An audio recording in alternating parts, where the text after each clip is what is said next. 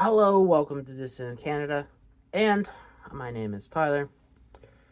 I know I promised on Friday, I think, that I would make a video about Alberta separation, and that's still on the books, but something, I won't say more pressing, but something that's been eating away at me came up, and I'm going to talk about that. And that's just Canadian Conservatives are.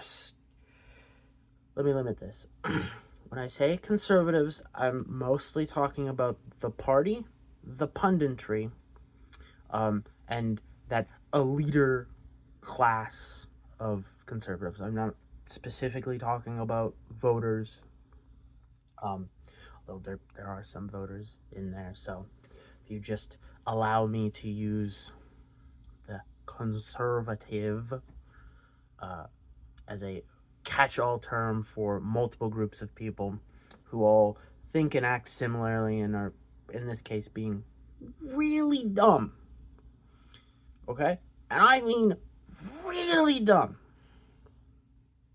So, what I'm talking about is how they are consistently whining right now that Mark Carney is betraying basically his base and the NDP that's been supporting the Liberals, for 10-ish years, and all the left wing in Canada by a bunch of numerous policies that the Conservatives have been wanting and campaigning on unsuccessfully for decades.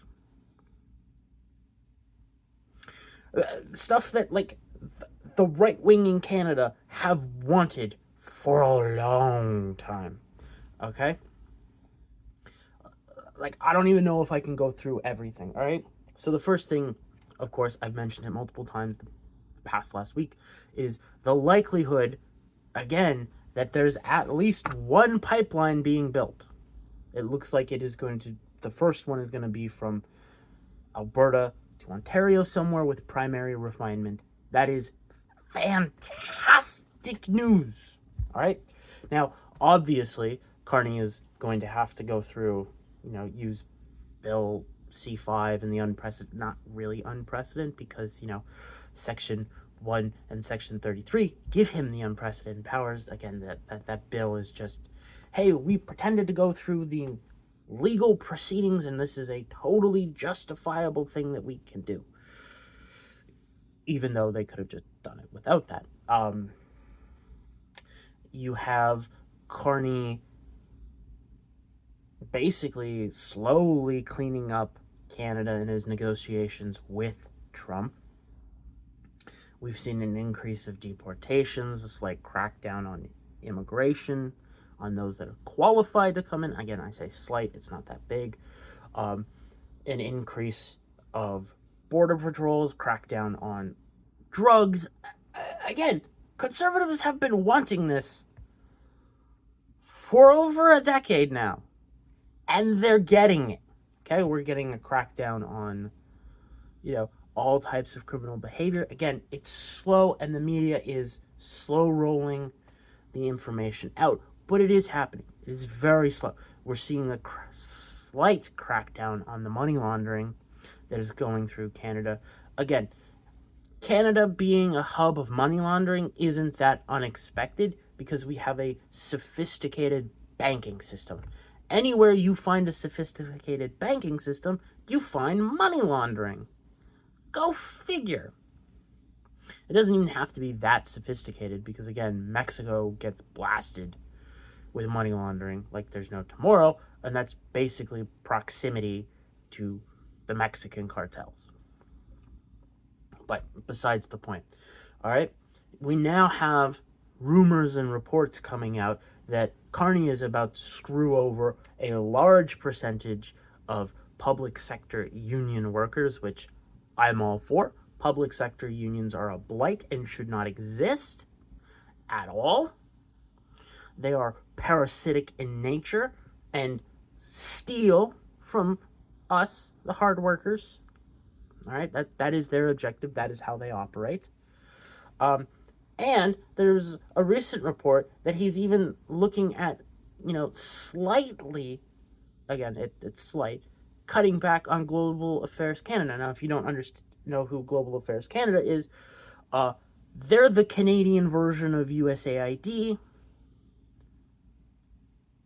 So that's where a lot of, a grift and money laundering goes through them to insiders and kickbacks and so on and so forth. And a whole lot of intel shenanigans goes on through that stuff. Evil stuff that harms Canadians, all right? All of that is getting cut back on. Conservatives don't have a leader in the House. I mean, they've got Scheer, but that guy's a fucking dweeb. Pierre can't lead a goddamn, scout troop out of a fucking paper bag. So, the right-wingers in Canada really do not have a leader. If you want to say Max, fine, but not really. Who is he leading? And I don't mean to, shit on Max and the PPC in the fact, I mean, legitimately, who is he leading? He doesn't have a large following, all right? He lost votes in the previous election. And yes, I understand there was a lot of shenanigans going on with candidates dropping out at the last minute, and that did reflect that. But you also have the fact that he did not make gains where he did have candidates. So obviously his fucking messaging is not resonating with a large percentage of Canadians. As I say, he ain't leading really nobody at this point in time. Okay? I have given multiple great advice to, not that they really should listen to me, I'm just some nobody on the internet, but I was talking with Bayman while he was running and was helping him, and he was doing fantastic with it. So, but most of the stuff that needed to be passed on was passed on and then shot down, even though it was great fucking advice. Anyways, what I am getting at is, even now, the right wing in Canada is winning leaderlessly. There's no real unifying leader to rally behind, and you are taking wins. And this small group of conservatives, who has a large disproportionate voice, is doing what they have always done, which is bitch and fucking whine like a bunch of goddamn pussies when they are fucking in control of politics in Canada at the moment. They could be creating, groups with large voices, not just, loud voices, which they are now, and actually moving forward to better Canada, and they'll improve the lives of Canadians.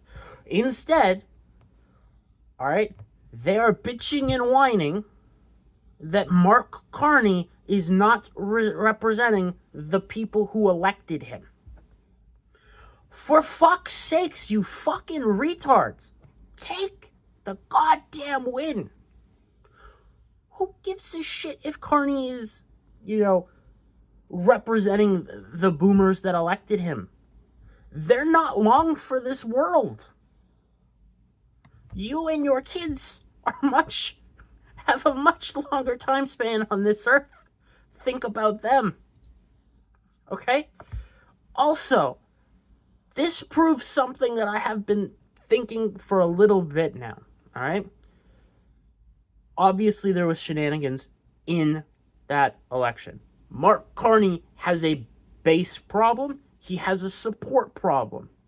If he did not have a support problem, he would not be doing this shit. Even with probably what will be the biggest and largest financial shenanigan shitstorm happening relatively soon.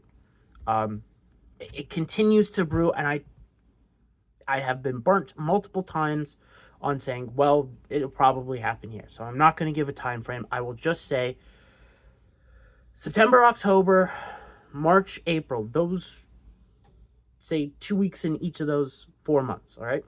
So a month-long time span, but interposed between 2 months, all right, is when you have a lot of financial problems. In that time frame, you have liquidity problems that goes back as far as we've had economies. Okay, that's when most bank failures happen. Slightly more, and by slightly I mean a lot more, bank failures happen in that March-April time frame than September-October, but they do happen in that time frame. So even with that brewing, do you think Carney, as a central banker, would be saying, hey, we actually need to build up Canada? Would he be investing in actual real projects that would do good? Like, instead of the shit that would make his company and he and his peers richer beyond belief? Like, he's connected to that whole green energy bullshit movement in multiple ways. They push it here so they can make, billions in oil and gas overseas. But the fact they're now doing it here, take the fucking win. Build up loud movements, and not just loud, large movements, and push for more. Like, Carney is in such a weak position. Any vote in the House could be, trigger an election, and then Carney has the problem of, how do I win that election? All right. Now, in the short term, that's probably not going to happen, but in the longer term, it has a higher rate of happening. And I think that's why Carney is dragging out or part of the reason why Carney is dragging out negotiations with Trump with the trade stuff, is he can continue to have that in his back pocket to keep his support amongst his base relatively high, and the support amongst the power brokers in the country, the power factions, at least in his back pocket, because, with Trump and his threats, he can use that and say, well, if Trump carries through with this shit, we could funnel billions to you, bud. You want to be on my side? I'm the winning team. But again, Carney's position domestically, politically, is extremely weak. He can be taken down at a moment's notice. Really easily. Yeah, that would be on the conservatives actually, having a leader and being able to lead and being able to win. So, again, not likely. But for fuck's sakes, why aren't they? No, there's no independent conservative movement in Canada that's not connected. Like, you've got all those loud voices. Where are they building the movement that needs to happen? Like, they're not seizing upon the opportunity to say, no, let's go further. Let's get more. We don't want a pipeline. We need 10. We need, 10 mines granted permission to start so that in 10 years from now, they're good to go. We need this infrastructure project. We need this. Do the big ask. Throw shit at the wall and see what fucking sticks at this point. But no, instead, they do what they have been trained, like Pavlov's dog, to do for, the last 50 fucking years, which is goddamn bitch and moan. Fucking useless twats at this point. And that's being fucking polite. Yes, I understand there are independent movements in Canada that are doing certain things. You've got, again, the Alberta separation. That is probably tomorrow's video of why I think that is the funniest fucking movement ever. Because they really don't understand the position they're in. They really don't fucking understand it. They are in a great negotiation position with Carney, but in their movement itself, if it were to actualize into reality, they're in a fucking terrible position, and they would get fucked off. They would get absolutely obliterated and either reabsorbed into Canada or absorbed into the United States. And again, that's probably tomorrow's video. But where are real opposition voices saying, no, this is good, thank you, Carney, but let's get some more done? let's deal with this issue, this issue, this issue, this issue, and just keep hammering in the public, the court of public opinion, win parts of the left over, the reasonable left. There are still some of them alive. Win younger voices over and create this torrent to overwhelm the leftist retardation in this country. But no, instead, all you get is bitching and whining. God. Again, the conservative upper echelons in this country are probably at this point, you can either say they're controlled opposition, which is a fair point. It could be true. It's without looking at financial records, it's unprovable to a definitive degree. Or you could just say they can't think past their fucking nose because they are in an extremely powerful position and they should be pushing for more, specifically in the House. Like, how are they not? Now, I understand they're on break, but how were they not introducing bills for, repealing all the stupid anti-oil and gas shit, or the stupid car, the no gasoline engine or no combustion engine sales in by 2035 or whatever, which, by the way, that most likely is also dead already. I can't remember if it's last week or the week before. The largest and most important VPs and stuff from, again, the largest car manufacturers in Southern Ontario had a meeting with Carney. Now, that could be against tariffs. Sure, fine. Talking about that. But it comes on the heels of a recommitment of, hey, we're going to stick with the ban of combustion engines, which, if you look at the sale of hybrids or EVs, it's fucking pathetic. They are trash vehicles for this country, especially in the fucking winter.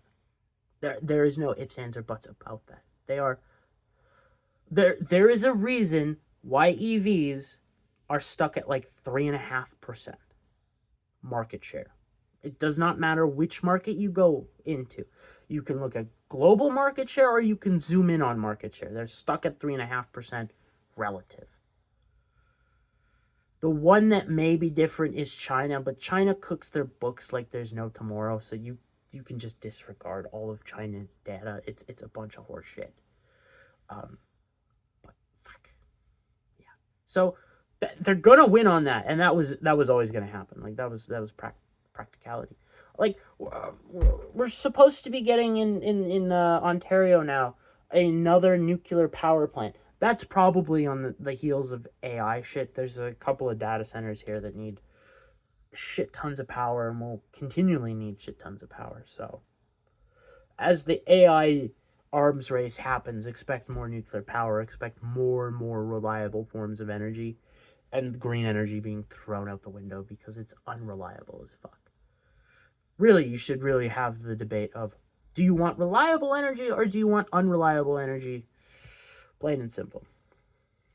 And yes, Elon Musk's fucking calculations about, you would only need this amount of solar panels to power the United States. Bullshit. That is, you are talking in megawatts and not in amperage. You couldn't do it because heavy industry needs ridiculous amounts of amps. Sure, you could produce the megawatts. You do not have the current to do it.